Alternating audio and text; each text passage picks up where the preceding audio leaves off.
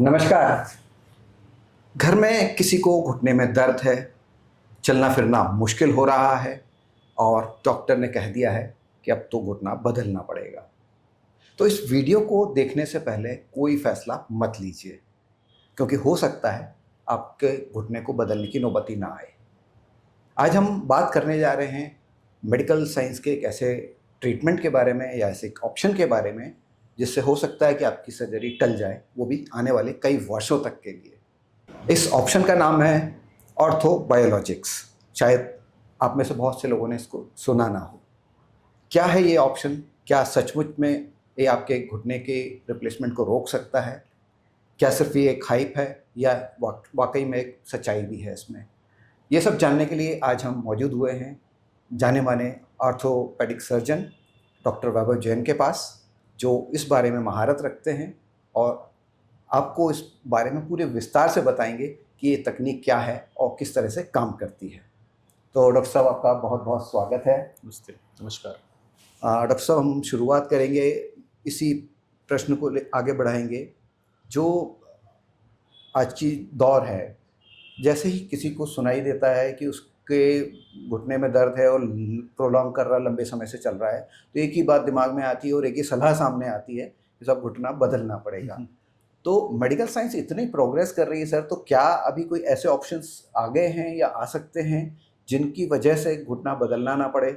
पहले मैं सबसे पहले ये बोलना चाहूँगा कि घुटना बदलवाना, जिसे हम जॉइंट रिप्लेसमेंट बोलते हैं, एक बहुत ही अच्छी सर्जरी है।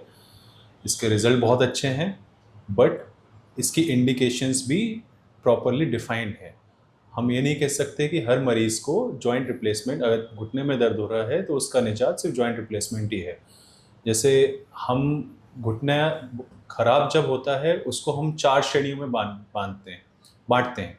पहला, दूसरा, तीसरा, चौथा मतलब एंड स्टेज आर्थराइटिस, जहाँ पर जॉइंट रिप्लेसमेंट एक ही ऑप्शन है जो सक्सेसफुल है, जिसके रिजल्ट अच्छे रहेंगे, मरीज वापस अपने कदमों पे, अपने पैरों पे खड़ा हो पाएगा। बट स्टेज 1, 2, 3, ये ऐसा नहीं कि सीधे मरीज स्टेज 4 में जाएगा। तो स्टेज 1 में क्या ऑप्शन है, स्टेज 2 में ऑप्शन अलग है, स्टेज 3 में ऑप्शन अलग है, और स्टेज 4 में एक ही ऑप्शन है, जॉइंट रिप्लेसमेंट जी। उसके अलावा आप यहाँ वहाँ भटकेंगे तो आपको ना दर्द में रिलीफ मिलेगा, ना आपकी क्वालिटी ऑफ लाइफ इंप्रूव होगी। अब हम बात करते हैं ऑर्थोबायोलॉजिक्स क्या है और इसके इंडिकेशंस क्या है। तो जैसे कि हर घुटना बदलने का इलाज जॉइंट रिप्लेसमेंट नहीं है, वैसे हर घुटने के लिए ऑर्थोबायोलॉजिक्स सूटेबल नहीं है। उसकी पर्टिकुलर इंडिकेशंस है, बट जो इंडिकेशंस है वो प्रॉपरली डिफाइंड है। तो स्टेज 1, जिसमें कि फर्स्ट स्टेज होती है, अर्ली स्टेज, जिसमें घुटना खराब होना शुरू ही होता है, वहाँ पे आप लाइफस्टाइल चेंज करें, एक्सरसाइज करें, वेट रिडक्शन करें, मोबिलिटी बढ़ाएं, एक्सरसाइज करें, उससे रिजल्ट बहुत अच्छे आएंगे। अब हमारे पास बचता है स्टेज 2 और 3, जहाँ पे दवाइयाँ भी कम काम कर रही हैं, एक्सरसाइज से भी इतना आराम नहीं हो रहा है। हमने सब कुछ अपना ट्राई कर लिया, कसरत कर ली, फिजियोथेरेपी कर ली है, दवाइयाँ ले ली हैं। उसके बाद क्या ऑप्शन है कि हम कैसे इसको प्रोग्रेशन को स्लो करें या हम उसको बढ़ने से कैसे रोकें। तो यहाँ पे ऑर्थोबायोलॉजिक्स एक बहुत महत्वपूर्ण रोल अदा करता है। जी, तो जैसा आपने कहा कि इस जगह आकर के ऑर्थोबायोलॉजिक्स बहुत इंपॉर्टेंट रोल प्ले करता है, तो डॉक्टर साहब, इसमें हमारे जो दर्शक होंगे उनके दिमाग में प्रश्न आ रहा होगा, क्योंकि बहुत सारे जो दर्शक हैं उनको शायद ये टर्मिनोलॉजी, इस ट्रीटमेंट के बारे में कुछ अवेयरनेस नहीं है। तो क्या ये कोई नेचुरल ट्रीटमेंट है या किसी तरह का सर्जिकल ऑप्शन है या कोई बीच का रास्ता है? इस बारे में थोड़ा और हाईलाइट करें, हमारे दर्शकों को बताएं इस बारे में। जी जी, बिल्कुल। ऑर्थोबायोलॉजिक्स हम अपने शरीर की ही क्षमता को, हीलिंग प्रोसेस को ऑगमेंट करके अपने खराब हिस्से में, जहाँ जोड़, जैसे यहाँ हम घुटने की बात कर रहे हैं तो घुटने में डाला जाता है। जैसे ऑर्थोबायोलॉजिक्स को हम क्लासीफाई करें तो पीआरपी है, बोन मैरो एस्पेरेट कंसंट्रेट है, मेसेनकाइमल सेल्स हैं। तो पीआरपी क्या हुआ, आपके ब्लड से हम ग्रोथ फैक्टर निकाल के मशीन द्वारा उसको जोड़ में डालेंगे, जिससे वो हीलिंग और रिपेयर करेंगे और मॉड्यूलेशन का काम करेंगे। मतलब अच्छी स्वेलिंग बोल सकते हैं हम इसको, कि वो रिपेयर का काम करेंगे। अब इसी में आगे बढ़ते हैं तो जब तकनीक डेवलप होती है तो चीज़ें नई नई आती हैं। बोन मैरो एस्पेरेट कंसंट्रेट, ये आपके हड्डी से ब्लड लेके ग्रोथ फैक्टर और सेल्स को कंसंट्रेट करके आपके जोड़ में डाला जाता है, जिससे रिपेयरिंग होती है, हीलिंग ज़्यादा अच्छी होती है। पीआरपी में सिंगल इंजेक्शन से काम नहीं बन पाता, हमें मल्टीपल इंजेक्शन देने पड़ते हैं। बट हाँ, ये पूर्णतः आपके शरीर से आपकी ही क्षमता है, तो साइड इफ़ेक्ट के चांसेस कम हैं, रिजल्ट बेटर है, रिएक्शन के चांसेस बहुत कम हैं। तो इन अ वे डॉक्टर साहब ये कह सकते हैं कि सेल्फ हीलिंग वाला मामला है बिल्कुल और बिल्कुल ये नेचुरल प्रोसेस है। बिल्कुल इसमें नेचुरल जैसा आपने प्रोसेस। कहा कि कोई साइड इफेक्ट्स भी नहीं जी होते जी क्योंकि जी आप ही की बॉडी से कंपोनेंट्स ले रहे जी हैं जी और उन्हीं का इस्तेमाल आपकी बॉडी में जो खराब चीज़ें हो गई हैं उनको ठीक करने में जी आप बिल्कुल, कर ये रहे हैं। हमारी जो ईश्वर ने हमें क्षमता प्रदान की है, हम उसी का इस्तेमाल करके अपने जोड़ों को या ऊतकों को दोबारा रीजनरेट कर। मतलब जो खराब सेल्स हो गए हैं उनको रीजनरेट जी करेंगे जी, आप। हम उसको ऑगमेंट करते हैं। हम जो प्राकृतिक क्षमता है हीलिंग की, उसको हम वहाँ पे इंजेक्ट करते हैं ग्रोथ फैक्टर्स को, ताकि वो रिपेयर का काम कर पाए। छोटी छोटी जो जैसे हमारे मरम्मत का काम करते हैं शरीर में। जी।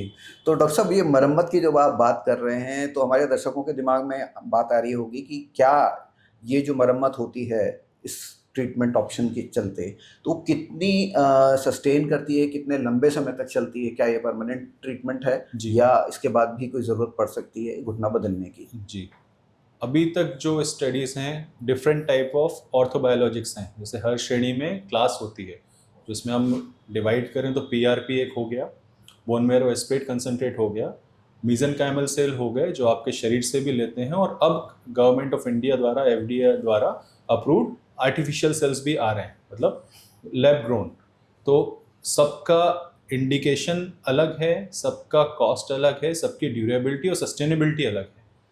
पीआरपी हम बात करें तो सबसे बेसिक आपके ब्लड से ग्रोथ फैक्टर लेके जोड़ में डाले जाएंगे। जैसे मैंने अभी पहले ही बताया कि ये सिंगल इंजेक्शन से काम नहीं करता, और ये ऐसा भी नहीं जादुई इंजेक्शन है कि हमने आज लगाया कल इसका असर दिखने लगा। ये 2 से 3 हफ्ते अपना काम स्टार्ट करने में लेता है, रिजल्ट में हमें धीरे धीरे आराम लगता है। जैसे हम डिफाइन करें तो पहले इंजेक्शन से 20 से 25% आराम लगता है। तो इसमें 3 से 4 इंजेक्शन की आवश्यकता पड़ती है महीने महीने के अंतराल पे। बट ये सेफ है, आपके ब्लड से ले रहे हैं, आपका जोड़ है तो नुकसान नहीं होता। दूसरा होता है बोन मैरो एस्पेट कंसंट्रेट, जो हम हड्डी द्वारा ब्लड को लेके, जिसमें सेल भी होते हैं, वो ओटी में करना पड़ता है प्रोसीजर, क्योंकि स्टेरिलिटी चाहिए, ब्लड निकालना है हड्डी से, थोड़ा स्टेरिलिटी ज़्यादा रिक्वायर्ड है, और ओटी सेटअप में करें बेहतर है। हालांकि सर्जरी नहीं है, बिल्कुल डे केयर प्रोसीजर है, निकाल के हम आपको 2 से 3 घंटे में घर भेज सकते हैं। जी। उसमें जो अभी तक हमने देखा है, स्टडीज़ भी ये क्लेम करती, सिंगल इंजेक्शन इज सफिशिएंट। तीसरे आता है मीजनकाइमल स्टेम सेल्स, जो ऑटोलोगस की हम बात करें, जो गवर्नमेंट ऑफ इंडिया ने परमिट किया है, उसके इंडिकेशन एक ये है, ऑस्टियोआर्थराइटिस नी ग्रेड 2 और ग्रेड 3। तो इंजेक्शंस कंपनी क्लेम कर रही हो, जो हमारा भी एक्सपीरियंस है, सिंगल इंजेक्शन हम इंजेक्शन लगाते हैं, ओटी में ही लगाना पड़ता है।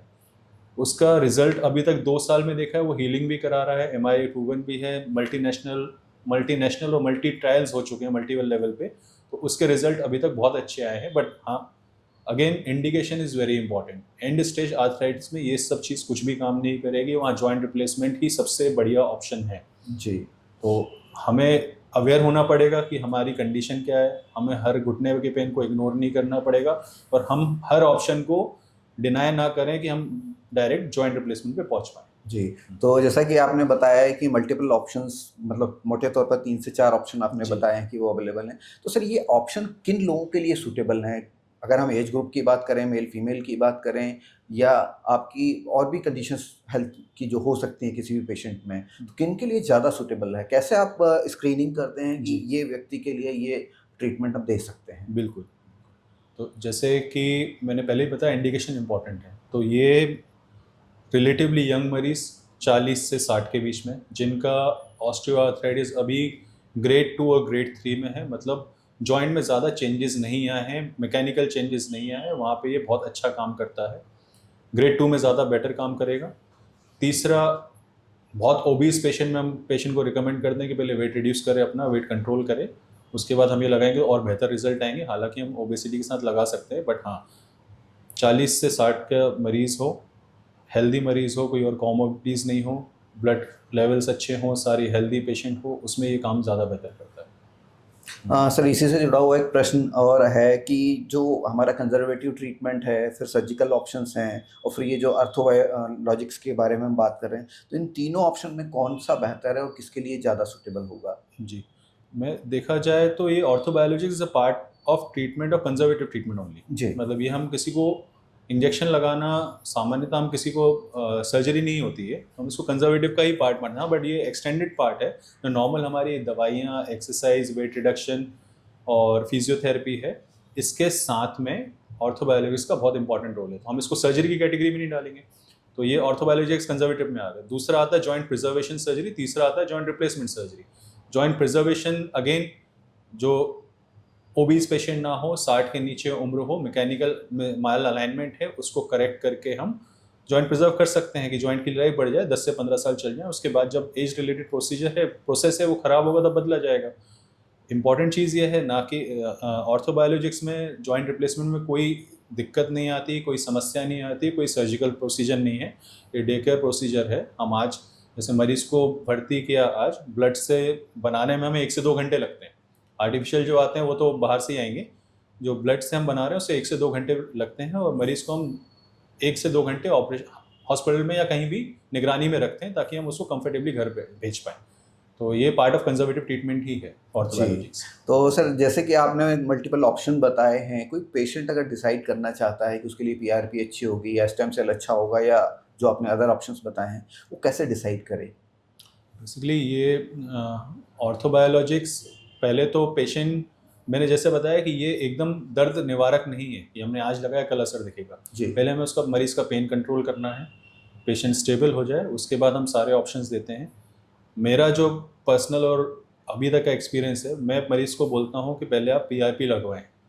पीआरपी में ग्रोथ फैक्टर्स ही हैं, बट अगर ये काम कर रहा है तभी जाके बोन मेरो एस्पेरेट कंसंट्रेट या ऑटोलॉगस मीजनकाइमल सेल या एलोजेनिक मीजनकाइमल सेल काम करेंगे। तो मतलब पीआरपी को हम ऐसा माने कि प्राइमरी या फर्स्ट स्टेज है? प्राइमरी मान सकते हैं, क्योंकि ये जो भी है ग्रोथ फैक्टर प्लस सेल्स हैं। तो ग्रोथ फैक्टर अगर काम कर रहे हैं तो सेल्स डेफिनेटली काम करेंगे, उससे बेहतर काम करेंगे। सर हमारे दर्शकों के दिमाग में एक प्रश्न आ रहा होगा, क्योंकि जब किसी भी प्रोसीजर में जाते हैं या किसी ट्रीटमेंट पर जाते हैं तो पेशेंट हैं, दिमाग में तो आता ही है उनके कि इसमें किसी तरह का कोई रिस्क तो इन्वॉल्व नहीं है, किसी तरह के साइड इफ़ेक्ट्स तो इन्वॉल्व नहीं है। हालांकि आपने साइड इफ़ेक्ट का बता दिया कि इसमें नहीं होते हैं, लेकिन स्टिल वो जानना चाहेंगे कि किसी तरह की कोई रिस्क। जी, जैसे कि ये आपके शरीर से ही ब्लड लेकर हम ग्रोथ फैक्टर्स या बोन मेरो एस्पेरेट कंसंट्रेट तैयार कर रहे हैं, तो आपके ब्लड से आपको रिएक्शन होने के चांसेस बहुत नेग्लिजिबल हैं और होते भी नहीं है, मतलब अभी तक रिपोर्टेड नहीं है। दूसरी बात आई इंजेक्शन तकनीक से द्वारा कुछ हो सकता है, नहीं, ये बहुत स्टेरिलिटी मेंटेन करके साफ़ सफाई के द्वारा हम लगाते हैं, तो इन्फेक्शन का रिस्क भी नहीं है। तीसरा रहता है कि जोड़ में कुछ खराबी आएगी नहीं, आपका ब्लड फैक्टर है, आपके ग्रोथ फैक्टर है, या तो ये फ़ायदा करेगा या तो नहीं करेगा, नुकसान कुछ नहीं करेगा जी। और ये या तो आपके दर्द को ख़त्म करेगा, इम्प्रूव, या आपकी कंडीशन को इम्प्रूव करेगा, ये डिट्यूरेट नहीं करेगा। जी। इंजेक्शन के कारण जो नॉर्मल कहीं भी इंजेक्शन लगाते हैं उतनी सोरनेस, थोड़ा दर्द बढ़ना, ये स्वाभाविक है, तो ये किसी भी इंजेक्शन से होगा, जी। इससे ज़्यादा कोई रिस्क नहीं है। जो एलोजेनिक मीजेनकाइमल सेल्स जो हम बोल रहे हैं, जो आर्टिफिशियल आते हैं, उसमें भी पोटेंसी रिएक्शन की बहुत कम होती है, और उसमें हम रिएक्शन के लिए प्रिवेंट करने के लिए दवाइयाँ भी देते हैं, और वो अभी जो है सबसे उन्नत तकनीक वही है कि हम एलोजेनिक स्टेम सेल डाल पाएँ। जी। बट डेफिनेटली कॉस्ट फैक्टर बहुत ज़्यादा है, इंडिकेशन लिमिटेड है, तो एक उसका वो एक ड्रॉबैक है।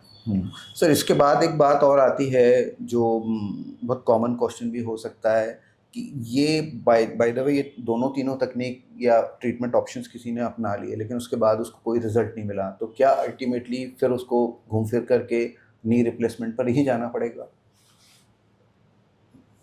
पहली बात हमें ये समझनी पड़ेगी कि ये चीज़ काम क्यों नहीं किया, है ना, और काम ना करने के या तो आपका इंडिकेशन गलत है या पेशेंट सिलेक्शन गलत है। ये हर मरीज़ में काम नहीं करेगा, हर मरीज़ में अच्छा रिजल्ट नहीं देगा। अगर आप स्टेज 3 से स्टेज 4 की तरफ जा रहे हैं तो इस तकनीक को टाइम बाय करने के लिए लगाएं। कि जैसे मैं कि आपकी फिटनेस नहीं मिल रही है, आपको कोई कार्डियक इशू है या कोई स्किन लीजन है, जब तक हील नहीं हो रहा तब तक जॉइंट, स्टेज 3 और स्टेज 4 में अल्टीमेटली जॉइंट रिप्लेसमेंट आपको कराना ही पड़ेगा। आप जितनी अच्छी कंडीशन में, आपकी जितनी अच्छी हेल्थ कंडीशन है उसमें करा लेंगे तो आप उसको एंजॉय भी कर पाएंगे जॉइंट रिप्लेसमेंट को। आप बोलें कि 70 साल में जॉइंट बदलवाएं तो आपकी शरीर की क्षमता ख़त्म हो जाती है रीजनरेशन की, आपको बीमारियां लग जाती हैं, डायबिटीज़, हाइपरटेंशन, ना चलने के कारण वेट बढ़ जाता है। 70 साल में सिर्फ जोड़ के कारण ही दर्द नहीं होता है, मांसपेशियाँ सब कमज़ोरी होती है। अगर आपको जॉइंट ख़राब हो रहा है, आप 60 के आसपास हैं, स्टेज 4 में आ गए हैं, तो जॉइंट रिप्लेसमेंट से बिल्कुल नहीं घबराना है। बहुत अच्छी तकनीक है, बहुत अच्छे रिजल्ट हैं, उसी की तरफ जाएं।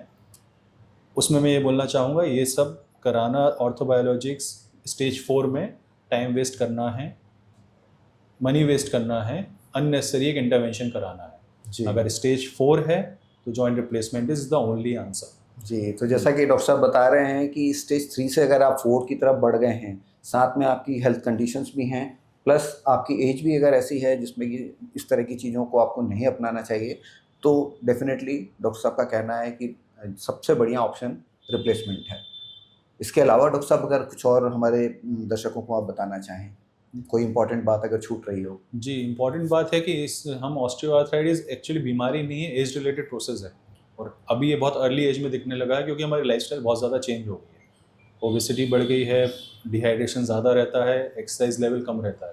तो सबसे पहले यही कहना चाहूँगा माताओं बहनों से और अपने भाइयों से ये कि किसी भी प्रकार की एक्सरसाइज स्टार्ट करें, खाने पीने पे ध्यान दें, पानी का नियमित रूप से सेवन करें ताकि हम इस स्टेज में ना आए, और आ जाएँ तो घबराएं नहीं है, बीमारी नहीं है, एज रिलेटेड प्रोसेस है, तो हमारे पास ऑप्शंस बहुत हैं। स्टेज 1, 2, 3, 4 में सब में ऑप्शंस अलग हैं। Joint replacement is not the only answer, but in stage 4 it's the only answer. ये इंपॉर्टेंट हमें बात ध्यान रखनी पड़ेगी। जी। जी, तो thank you so much doctor साहब आज की जानकारी के लिए। दर्शकों, आपको अगर नी रिप्लेसमेंट के साथ साथ ये जो नई ट्रीटमेंट ऑप्शन है, वैसे तो ये बहुत पहले से एग्जिस्ट करता है, लेकिन हाँ, ये समय के साथ प्रोग्रेस भी कर रहा है। तो इस ऑप्शन के बारे में अगर आपको और जानकारी चाहिए हो तो आप हमारे कमेंट बॉक्स में लिख के भेज सकते हैं। डॉक्टर साहब से जब हम अगली मुलाकात करेंगे तो उसमें आपके प्रश्नों का उत्तर लेने की पूरी कोशिश करेंगे। आज के लिए बस इतना ही। Thank you so much. धन्यवाद। धन्यवाद।